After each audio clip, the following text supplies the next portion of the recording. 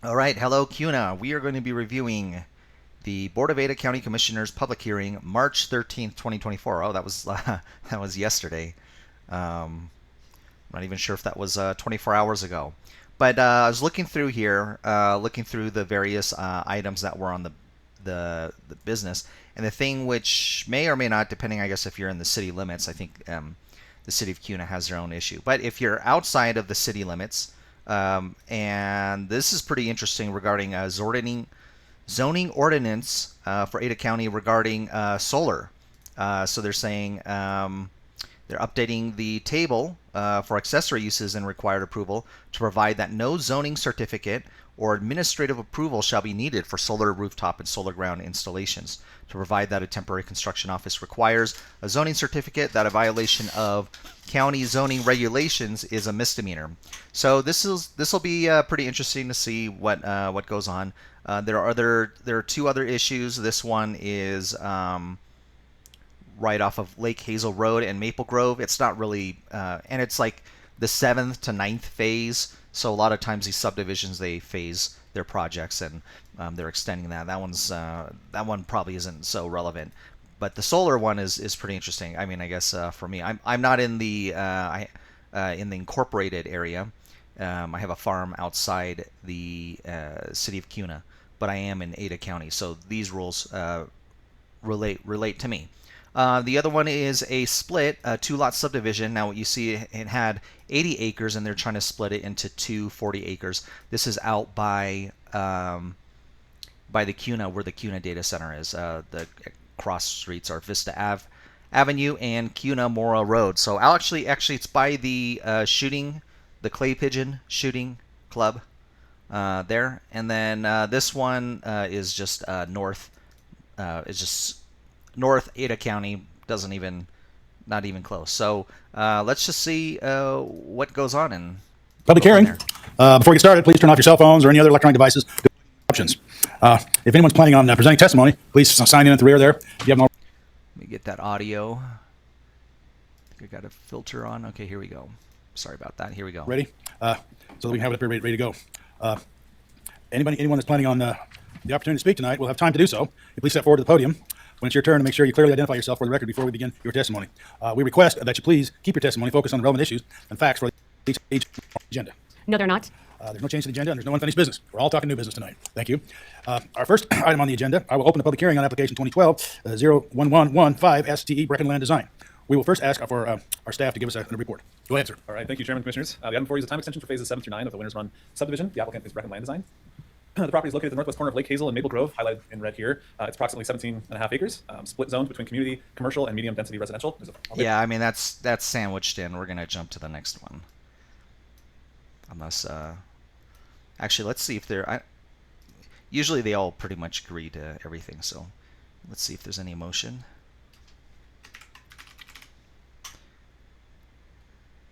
So we'll get to the punchline. I think everything was probably approved. Okay, so we usually see if there's any motions that are against it. I'm going to just remove my head.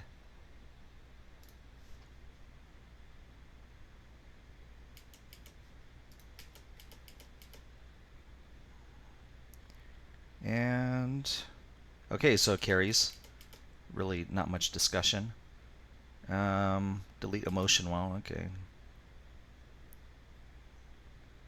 They move to approve this. They say aye, so they all okay. So it looks like they approved all of them. I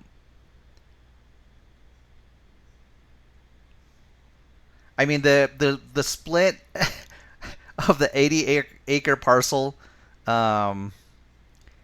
is just kind of like, oh, just do it. Two 40-acre parcels isn't gonna kill anyone, but they have to go through the entire process here. So there didn't seem to be much of a discussion. Usually there's discussion when there's disagreement. So let's hear Public this. hearing on application 2024-00072. That's ZOA. Ada County Development. Is there anyone here from Ada? Oh, we are. Look, you want to give us a report? Yes, I would love to. So let me get that pulled up real quick and we can walk through our proposed amendment to the zoning code. So Chairman and Commissioners, before you is a zoning ordinance text amendment. As you're well aware, we've been working on a larger rewrite of our code for a while. I don't want to talk about how long, but it's a while. And we're hoping to get that wrapped up here pretty soon. But we've consistently had a pressing request to make changes to a number of areas that we thought it might just be easier to get those in front of you in a more targeted manner and then integrate them into the larger rewrite that we're wrapping up. Ada County is the applicant for this one. And so the purpose of the amendment is really kind of addresses 4 areas. The first 2 are kind of the ones that are the most needed. It repeals and replaces sort of our secondary dwelling section to increase the allowed size of secondary dwelling, remove some of the other more problematic restrictions we've had in terms of who can dwell inside of a secondary dwelling. There's some design requirements that we're adding in, some owner occupancy stuff is remaining, as well as certain other aspects. I can go into those in greater detail here in a moment. That's the number one, and our permitting team gets bombarded with these requests constantly to increase the allowed size of our secondary dwellings. You've seen a lot of variance requests to exceed the 900 square feet. So that's the first part. The second one is residential solar and solar panels. These are really popular. The price of those has come down. People are integrating in their homes a lot more. The challenge is a lot of buildings out in the county can't comply again with the zoning certificate requirement that we were talking about earlier. And so as a result, we're unable to issue these permits to allow a simple solar installation on, say, a barn or some other accessory structure that is hard to approve through the building permit process. That being said, we still are working with our building official to make sure these are installed correctly, not creating a dangerous situation. But it's that solar one that we would like to remove the zoning certificate requirement for. The third one is a temporary construction office. We do want to require a zoning certificate. I actually think that's what our code says today, but there's an odd strike through in there that we're just going to eliminate. And so we are using a zoning certificate process for those moving forward. And then finally, the ability for the county to issue misdemeanors if there's a violation of the county zoning regulations. This was requested by legal to be inserted. It is our practice now, but they felt it needed to be better stated, and they thought this amendment was a good option to do that. So that is the purpose of the request. Here's a quick rundown of what we're doing with the secondary dwelling. I'm just going to say that the secondary dwelling unit limit in Ada County is 900 square feet. So if they're expanding that, that is huge. And look at it. They're going from 900 to 1,200 square feet. Let's hear what goes on. I'm excited about that. I won't read through all these. Hopefully you've read my staff report and you're familiar with what we're trying. I'm happy to zero in on any of these that you have questions about. So maybe I'll give you a second to look at those real quick. Or if, again, All right, so all right, well let's hear them talk while I can look at the this. staff report and learn more. I'm happy to spend time on that. I'm really trying to hit my 715 estimate, so let's see if I get it. The solar panel, again, we're just trying to remove the requirement for a zoning certificate for these. The simple little change to our table that says we don't need a zoning certificate anymore. But we are, again, still evaluating those with the building official to make sure they're installed correctly and safely.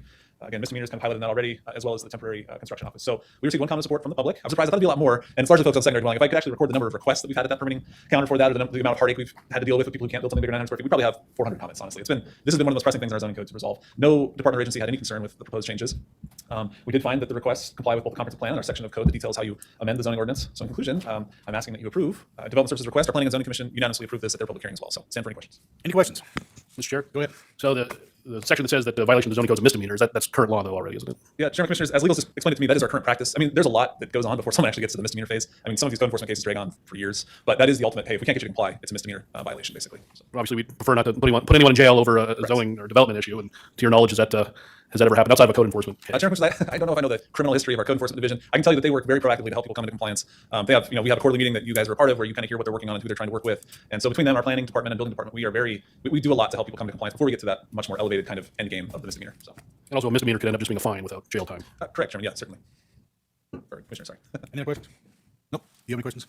And just to reiterate partially for the record, so we have had numerous, into the hundreds of issues that had to be directly addressed for the dwelling question, correct? Chairman Commissioner, that's correct. Yeah, I mean, since I've been here, I think you've processed probably a dozen variance requests to do larger secondary dwellings, and that's just the people that have decided to go that route and really push for it. There's the other group that's finally resigned to doing 900 square feet, but really would love to do 1,200 square feet. And so yeah, I should have had a better number for you from our permitting team because they're very excited about us getting this approved, so they can maybe have fewer phone calls about that issue. But it's a lot. Yeah. Thank you. Well, I hope this does resolve some of these issues. Okay. Any other questions? All right. Is there anyone here who wishes to testify? Oh, we do have something. Come on up. Hi there. I might be a little out of my scope here, but my name's Justine Kravanek. Address is 6380 Stagecoach Road in Idaho. This was actually just kind of a research hearing for me for a solar project coming up May 8th, and then saw this on the schedule. So I just have kind of a question in that regard as far as the solar ground installations and how that might impact future property owners and neighbors surrounding that, and if that kind of comes into play at all for county homeowners.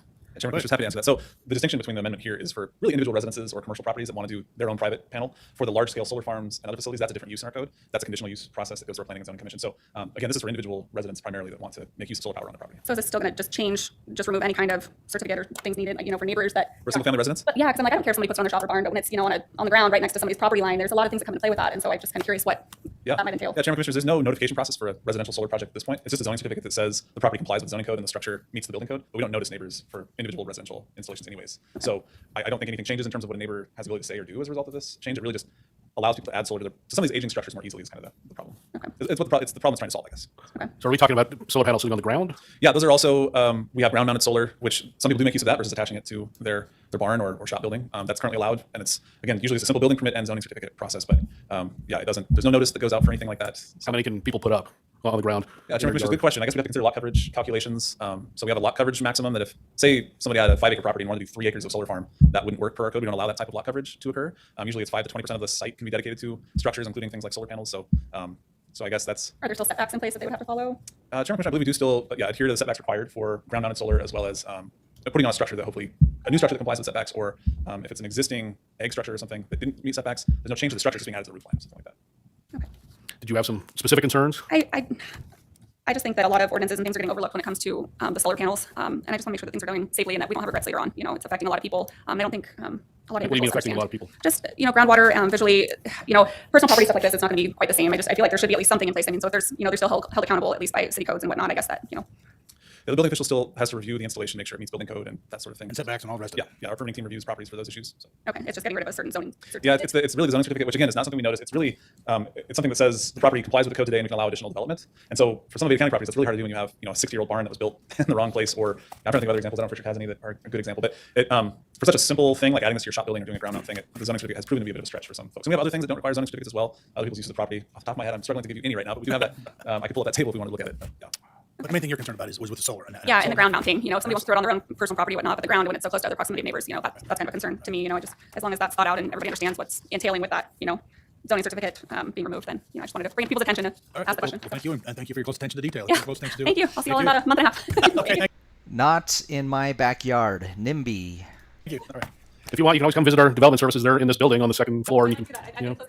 Okay, great. All right. Would the applicant like to rebut anything? No, Chairman, I think station and hopefully clarified that this is again for more private residential properties versus the large scale solar farms that I think are again subject to public hearing and some of the other things that you've heard about. So. All right, any documents need to be added to the record? Yeah, Chairman, I will add my presentations and exhibits to the record.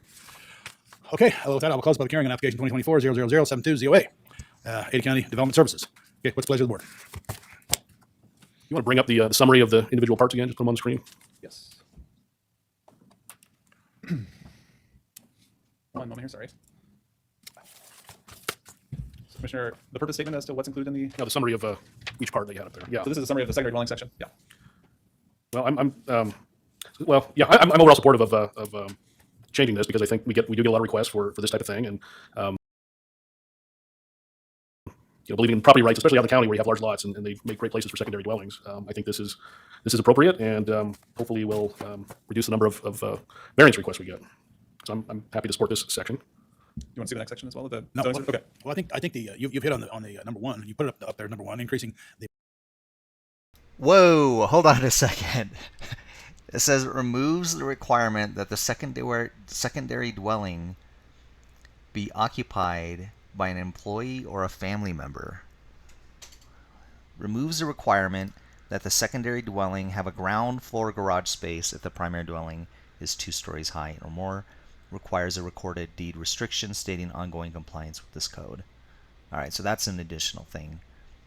Prohibits the location of secondary dwellings in the front yard of the primary dwelling unless limited lot depth, less than 250 feet, or inability to meet required rear and side yard setbacks. That's interesting.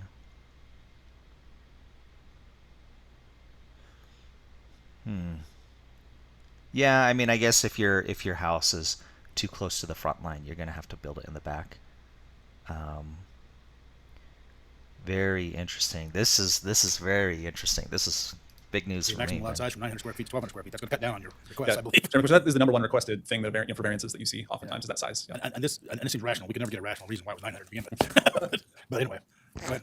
Mr. Chairman, I guess that's one thing we do in terms of ordinances and laws. We pass what we think works at the time, and then based on experience, we have to come back and revise and address the issues. And I think this does that, and based on our experience. It addresses something that is clearly in the public interest based on the requests we get. So I'm inclined to support. Do I detect a motion? Well, could you bring up the solar part next there? Yes, and so this is there's actually two associated with this table. It's the solar panel and ground mount for removing the zoning certificate requirement, and then also requiring a zoning certificate for temporary construction offices. I do think this is good. I think we should encourage solar because we need to utilize alternative energy as much as we can. So I think this is another good thing that'll cut down on the red tape coming through this office here. Obviously, if any member of the public sees something in the code that could be changed, we're always happy to entertain any different language or any different proposals. But I like this, and I think solar is a good thing, and I'd be supportive of this. Mr. Chairman, again, back to what we're talking about, private property is critically important to most Idahoans in particular, and this accentuates that. And again, back to what Commissioner Davidson said, if in the future we find this is problematic in terms of that, then because there are two private properties, one on both sides, and if that becomes a problem, then we can deal with it. But I think this is a logical and orderly way to address an issue that we have. Is there a motion pending? Do we have to? Yeah, we have to have a motion. Mr. Chairman, I move that we approve Resolution 202400 Application. 20240072-Z0A, Ada County Development Services Zoning Ordinance Test Amendment to the County Code Section 85340. I'll second that. All right. Any further discussion? Hearing no further discussion, all in favor of the motion, say aye. Aye. Aye. Motion carries. Is there any further business to be brought before the commission tonight? Mr. Chairman? Yes. All right, we're adjourned. We are adjourned. Oh wow! So this is these are some of those days where going through the headache and all of this. I am building a subdivision in Ada County, so wow. And I have been actually I have been emailing the staff regarding solar panels as well, because I wanted to set up some remote like light poles or something. So wow, this is I don't know if it immediately updated because you can see it through their website, but I'm not sure when it is being enacted.